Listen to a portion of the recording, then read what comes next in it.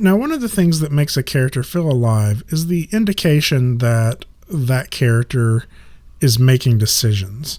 So on this next jump, I want to have the character sort of stop and then do another small hop forward. So I'm going to use some similar poses as we have here. So I got my squash, my stretch. I'll go out here a little further forward and put in my next contact pose right here.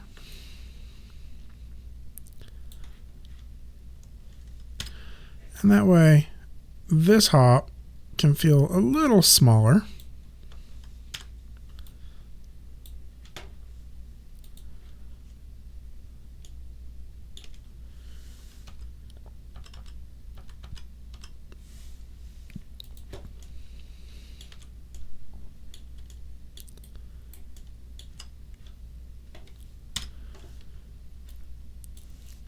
And so now if we watch the animation over in our render cam, that second jump is smaller, but I want it to feel like it stops on that second jump and hesitates for a second, or maybe not a full second, but just for a few frames. I also want to make sure we're watching this at the right speed. So you'll see right now it's set to play every frame max real time. I want to go set this to real time just to make sure. So that's feeling okay.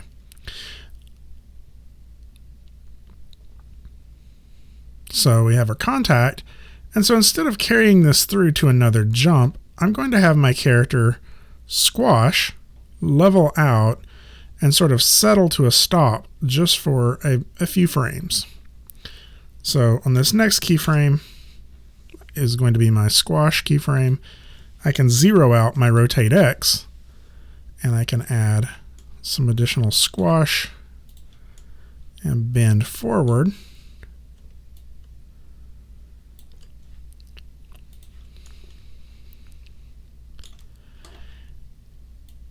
And so now we get the impact of that landing, and then over a little bit of a longer time, I'm going to have the character straighten back out into a more neutral pose again.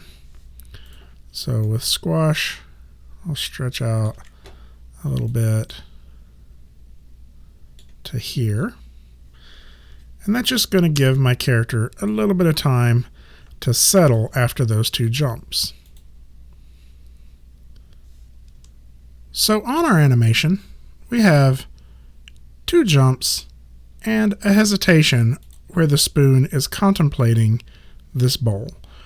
What I would like to happen now is the spoon to anticipate down really big and a big jump up in the air and landing in the bowl. So to do this, I really want to make this seem like the spoon is thinking for a little longer. So I'm going to go ahead and stretch this keyframe out just a little further, just to give it a little bit more hesitation time. And then I'm going to create the anticipation pose down pretty low. So we will have the character squash down and maybe add just a little bit of a bend forward on this. Maybe a little bit too much squash. Maybe something like this. And I want to hold that just for a little while. Now, to keep a moving hold, I can either take this pose and push it a little further, or this could be the further extent.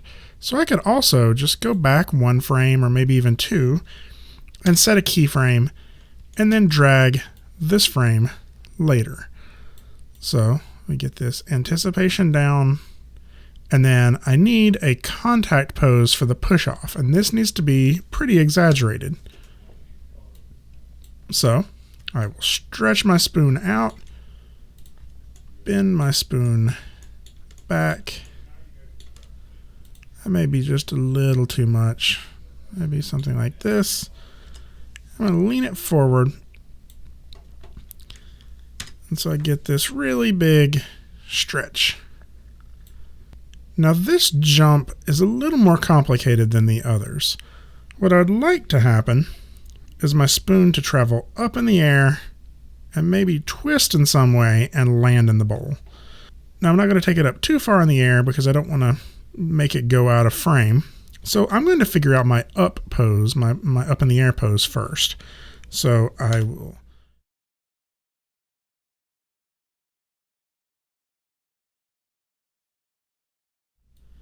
to kind of add some angle to this, I'm going to also add a little bit of bend forward and kind of angle it like this.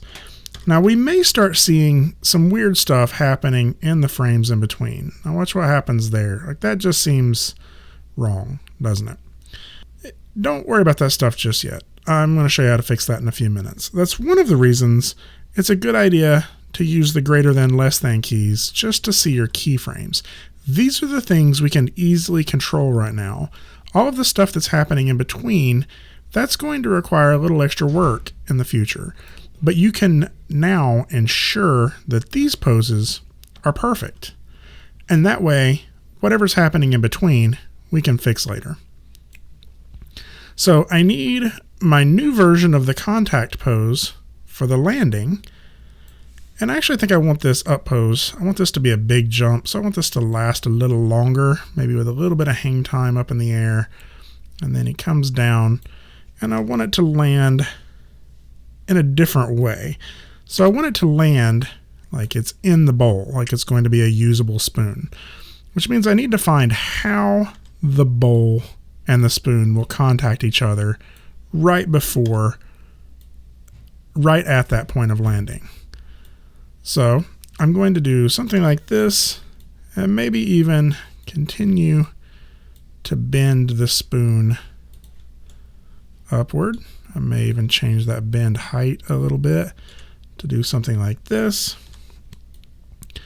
And so if this is the angle it's going to land in the spoon, or the spoon is going to land in the bowl, then that's where I want it to be. So something like this. So again, I'm calling this the contact pose because this is the first keyframe in which the spoon makes contact with the bowl. This was also a contact pose because this is the point where the spoon last makes contact with the table. So these are just names that we give these poses to understand what it is they're trying to show. Now, just like we had a squash on the impact after this contact pose, right? We need the reaction from the impact on this contact pose. So I'm going to go to like frame 119 and set a new key pose there.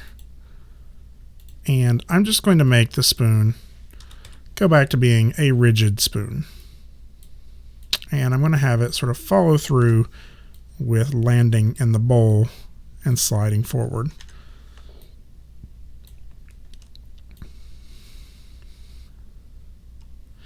Now that looks a little stiff. So really, I think what I need is a little bit of a bounce up into the bowl. So maybe something like that.